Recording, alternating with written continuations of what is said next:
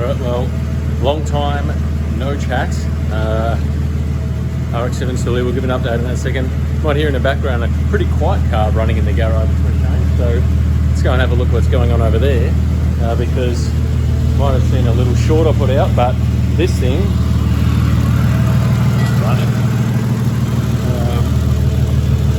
Slowly getting down to target RPM, right about where we want it to be.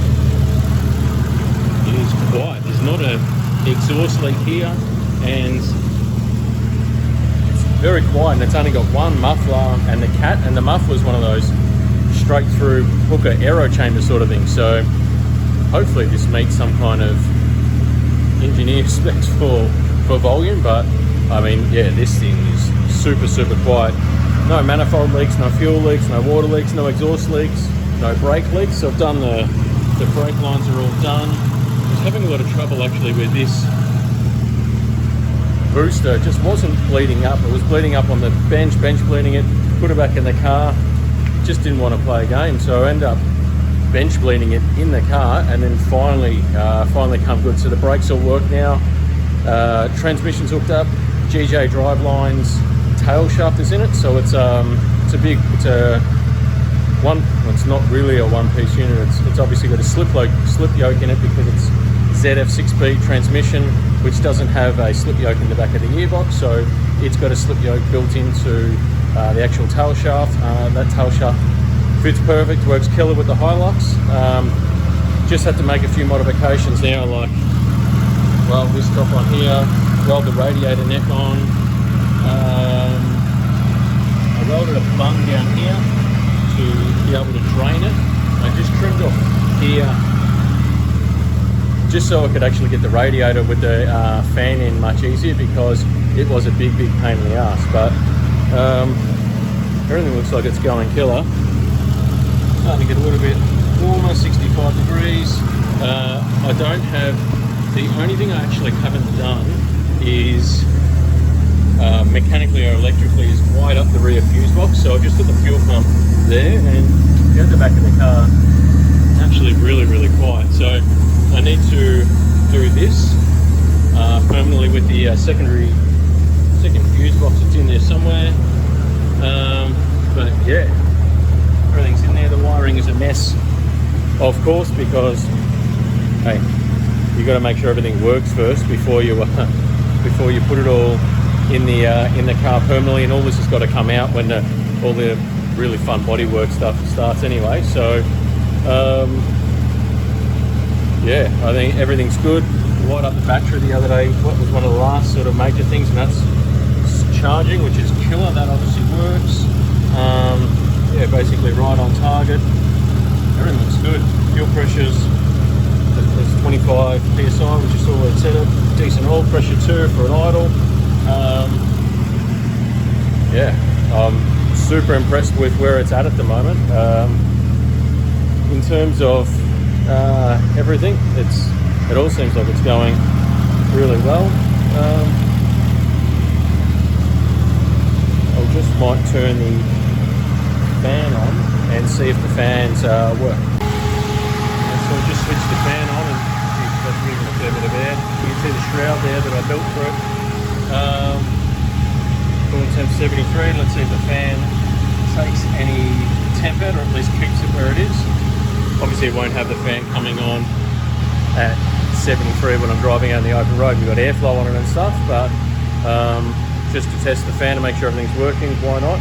Now, in a second I'll shut it off so you can hear me properly, and we'll go over something to do with this car as well.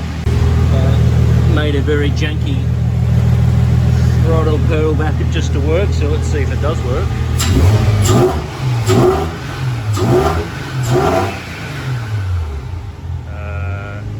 Let's say that's a yes. Key in the barrel. Fan works. Absolutely no airflow here at all except for the fan, and it's held like 80 degrees for the last 5+ minutes, so pretty happy with that. Stab the throttle, comes back to target idle pretty quickly and easily. Alright, let's shut it off and have a bit of our chat. So I think overall this is was quite an hour. Doesn't seem loud. Maybe everything seems loud in relation to that, but I think as a Sunday cruiser, it's not overly loud either. But yeah, very, very happy with where it's at mechanically and electronically at the moment. Everything works. Mint starts off the key straight away at any temperature. No fuel leaks, no water leaks, no oil leaks, nothing leaking from anywhere, which is incredible. Have been through the gears on it and it works. The brakes work. I think I need to re-bleed, maybe not even re-bleed, just adjust the drums. And then I think I'm going to go out for a bit of a lap out there sometime in the not too distant future. Now it doesn't have windows or anything, of course. So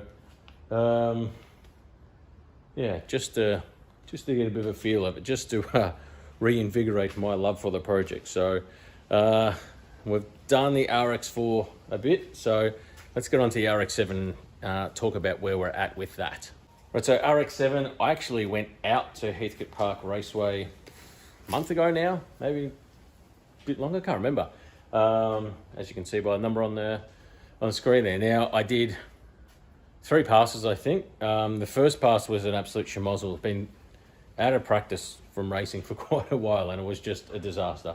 Now, heading into the test and tune, there was something that was in my mind of to what else could be the issue with this car, and it was, am I at like a max duty cycle limit for the fuel injectors? Because I'd noticed one thing with like a rotary engine is that there's not a lot of cycle time between when the events of when the spark needs to happen or a fuel inject needs to fire compared to a piston engine car. So at like, I think it's like 9,000 RPM, it's 6.6 milliseconds, one or the other, I can't remember the maths off the top of my head, but it's not long. So you think if your 100% duty time at 9,000 RPM is 6 milliseconds, well, if you only want to fire the injectors at say 80% duty cycle, so they've got time to open and shut, you can't run, realistically, you shouldn't be running over say, 5.5 or something milliseconds. And I could see I was basically sort of at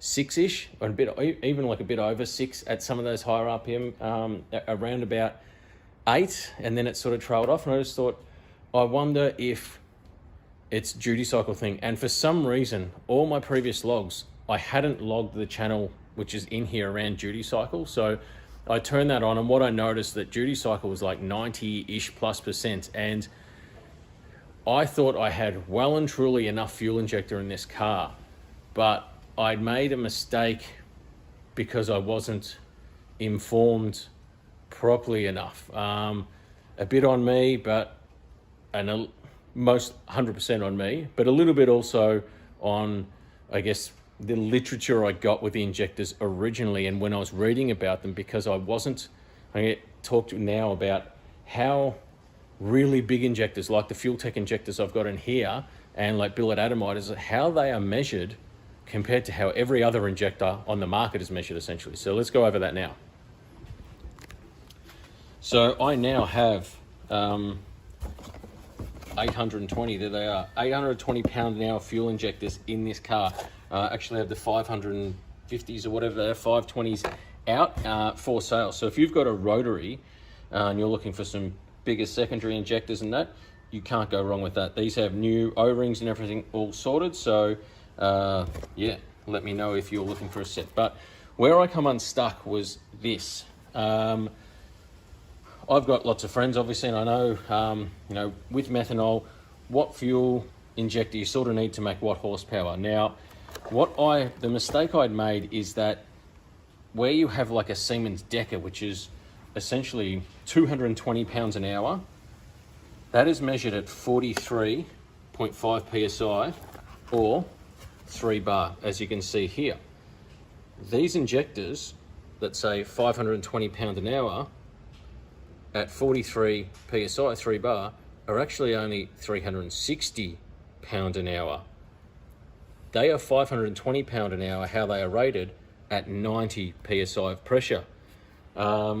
And that's essentially where I come unstuck, because as you can see here, comparing apples for apples with like a Decker, 373, 220 to 373 is about 40% bigger. I thought that this rating 520 was at this. Now, that's on me for not knowing that, but I got those 520 pound fuel injectors basically as one of the first retail sort of sets ever made by Fuel Tech. When it was not even before they were announced, and that I got a set from them, and there was no literature online at all because they hadn't launched them yet, and it didn't come with an instruction manual, so there was nothing online. So because I'm not from the world of massive those precision injectors or the billet atomizers and that, all those guys from that world probably understand that those injectors, they are rated at 90 psi flow. I assumed 520 pound an hour was at 43 psi. Now that meant that realistically I was short on fuel injector now. So what I've done, I had two options essentially.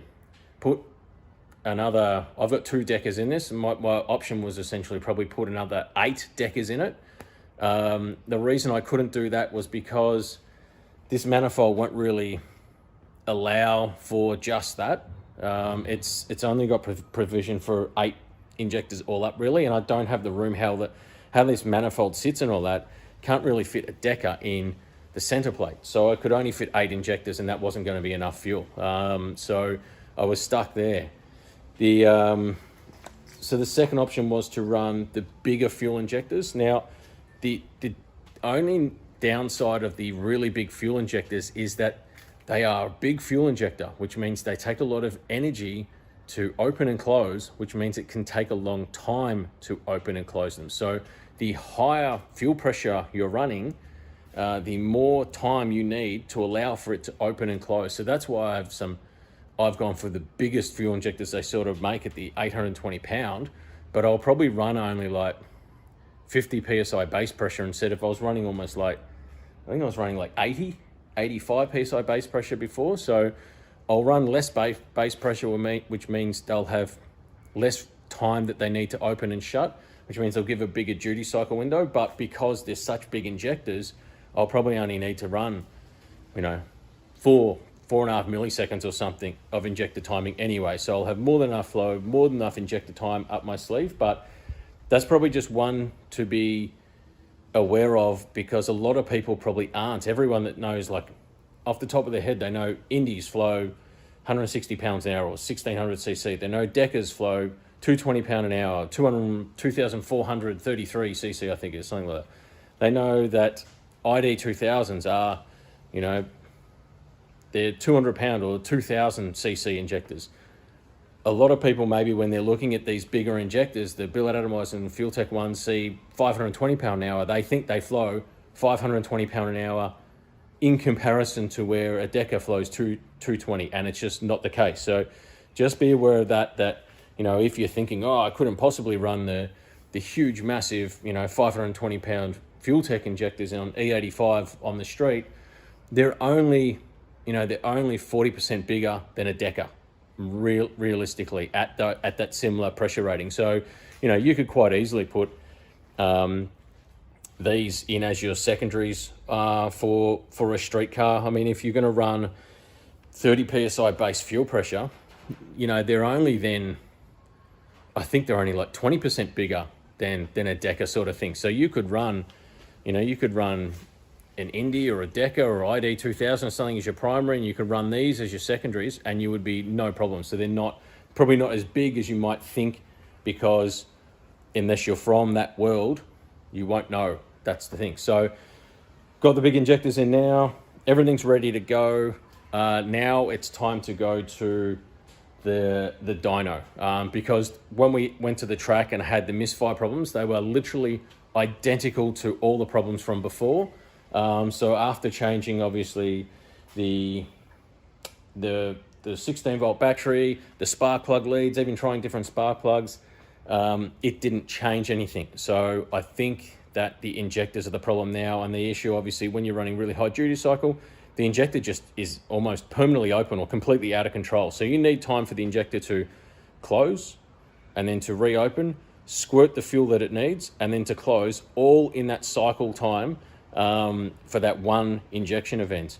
And I think the injectors were just doing this basically, not even fully closing or anything. So they were just completely out of control. So they were just, you know, it was just nonsense what was going on. Now, obviously have new water to air setup on it too, just because I want to make my life even harder and added complexity. But mainly because just got a bit bored of the car and just wanted to change it up. So why not? I mean, obviously it's not something that's needed. You see the fastest rotaries in the world running no intercooler, and that's great. I've just decided I want to. There's a few out there now actually running intercoolers, and those guys that are running them swear by them. It's obviously a weight penalty. So, I mean, realistically, the only reason you'd really want to do it in a race car is if you needed to move weight around in the car and you needed to put some ballast in the car. So instead of putting lead in the car to act as ballast that's going to be there permanently, you might as well put something that creates more horsepower. And, you know, from what everyone says on their results on the dyno, the intercooler just does realistically make raw horsepower without a doubt because of the cooler intake temps. But the big pro cars that are purpose built, you know, scaled and weighted to start with, that don't need, you know, another 40 or 50 pounds across the nose or whatever, those guys, you know, putting an extra 50 pounds in of water and water to air intercooler setup, it's just, you know, it's an extra 100 plus horsepower they need to make, 150 sort of plus horsepower they need to make that weight viable sort of thing. And you've got to get that weight moving too in the first half of the track where, you know, the light rotary has normally an advantage, and then, you know, back into the track they get steamrolled by the 2Js and all that because they don't have the top end charge as much as the big horsepower guys. But yeah, hopefully this is the year we may be seeing 5-second pass. I don't know, but that's where we're at now, guys. So hub dyno for this thing at some time in the distant future. I've put in a guesstimate tune, or I've whacked about 40% out of the tune up in this. So I need to start it, trans brake it, blah, blah, blah, whatever. But yeah, hopefully get back out into this now. Been really busy with work and that's of late, so I really haven't had the motivation to get out into the garage because I've been exhausted and sleeping on the couch at night pretty much. So this thing's pretty done, pretty happy with this. So I'll probably do like up and down the driveway because definitely wouldn't want to take it on the road because it's not registered, etc., etc. So, and then got to get back to work on obviously the bodywork because I can't drive it around the street like that. I can't get it registered like that. So got to get to work on the bodywork, sanding, filling, welding, blah, blah, blah, and then painting. And then at least I know now mechanically and electronically, the car is done. So when I need to piece that car back together, I know it's just connectors plugging into each other and, you know, slotting the engine in, blah, blah, blah, turning the key, and it'll just start and run. So, yeah, this weekend is Jamboree at Sydney. So I'll be heading up. Friday is a test day, and I'll be there Friday and the Saturday. So that's killer. Weather looks absolutely incredible. Today's Saturday in Melbourne. It's sort of the last decent day that it probably will be for a long time here. So hopefully the weather's good up in Sydney. It looks mint, so make sure you get down there and support the event. But yeah, for now, maybe I won't leave it another 6 months to record another video. Maybe I will. I don't know. We'll see. But probably number one thing is sorting out this thing on the dyno. So I need to get out to the dyno and put that on a hub dyno and get out there. And that's probably the next time you'll see a video from me. So until then, thanks for watching. I'll see you later.